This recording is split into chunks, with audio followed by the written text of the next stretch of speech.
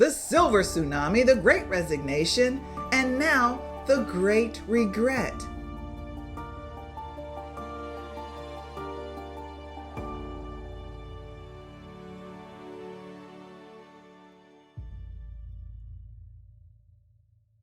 Which side of greatness will you stand on? After losing nearly 2 million jobs, employment is now less than 1 million workers shy of the pandemic levels.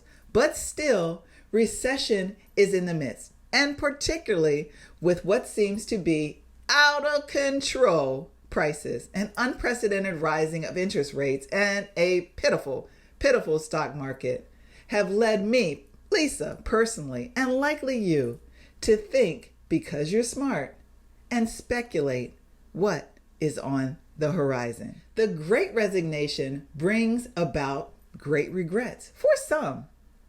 Over 1 in 4 people who quit their jobs, that's 26%, nearly regret their decisions. And of those who have a new job because they quit, 42% say that new job has not held up to their expectations. I want to quote somebody, Viktor Frankl, a psychiatrist and the author of Man's Search for Meaning. Now, he said that between stimulus and response, there is a space. In our space is our power to choose our response. And in our response lies the growth and freedom we all experience. We've talked about the Great Resignation because it's my objective here on Easy Federal Resumes and more to help you get your foot in the door with the federal government for free and to help you keep it there. About 20 million Americans, as I said, quit their jobs in the first 5 months of this year.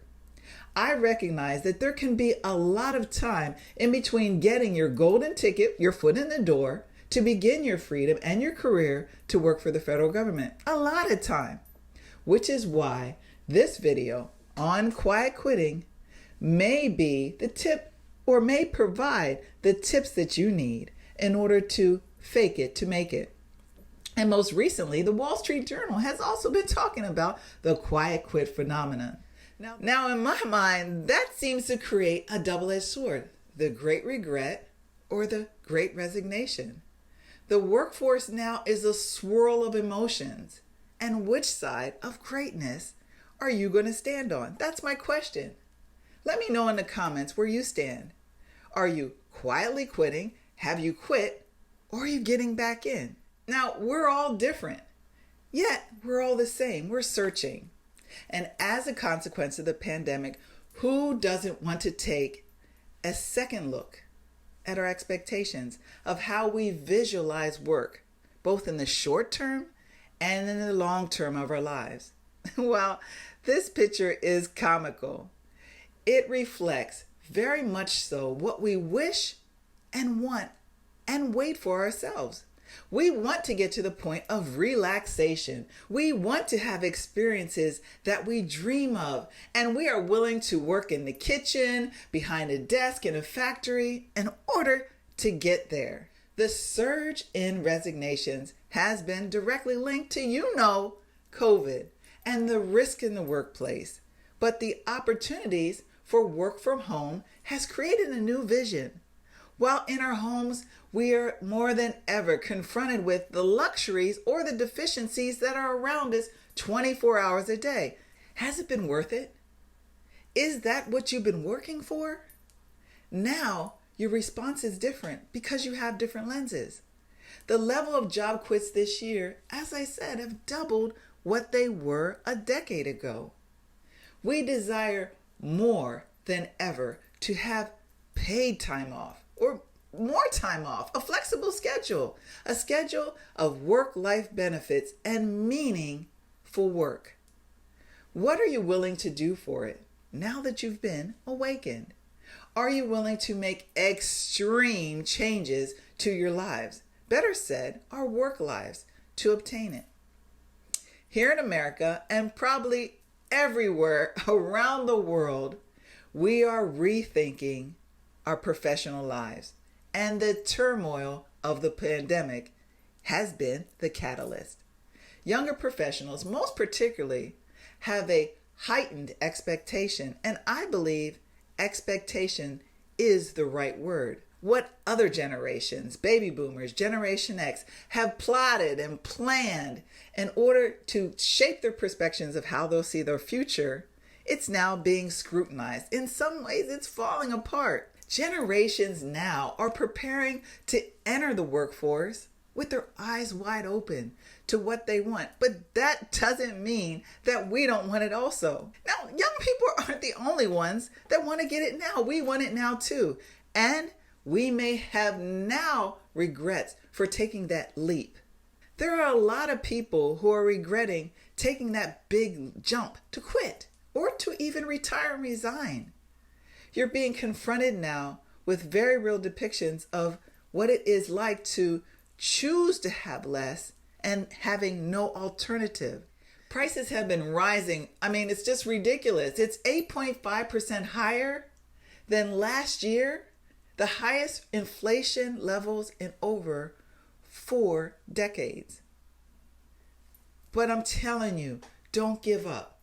Let me say it again. Don't give up. I've received emails privately or those that are posted publicly on comments to other videos. People just like you have watched, paused, and wrote it down. There is a plethora of information on this channel.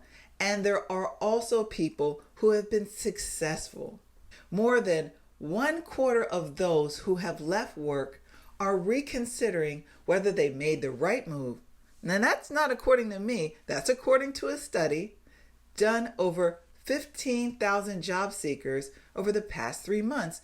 And it's written right there on JobList. The recession concerns are real. More than 1/4 of those who left the job market are responding saying they don't know if they made the right move.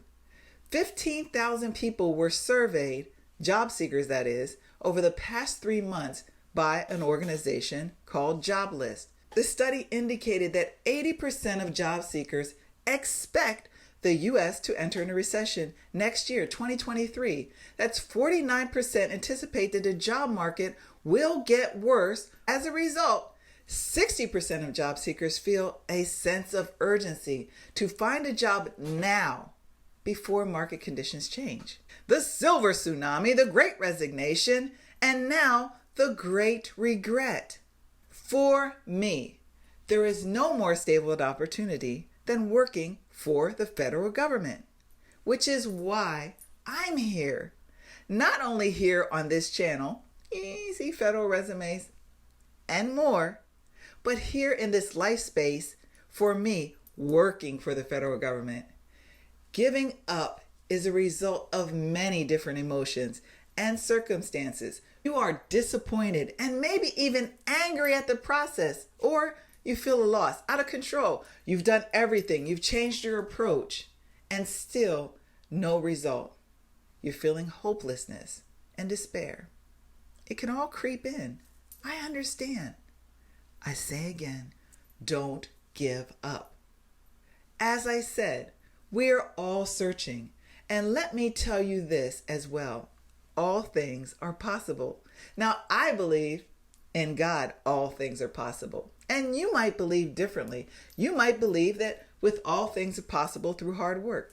Whatever your beliefs are, let this video speak to the fact that you are not alone. And yes, you are smart. You're smart because you're here and you're seeking insight, the insight that I have and possibly others as well, because you want to be successful. Therefore, you're doing what needs to be done because faith without works is dead.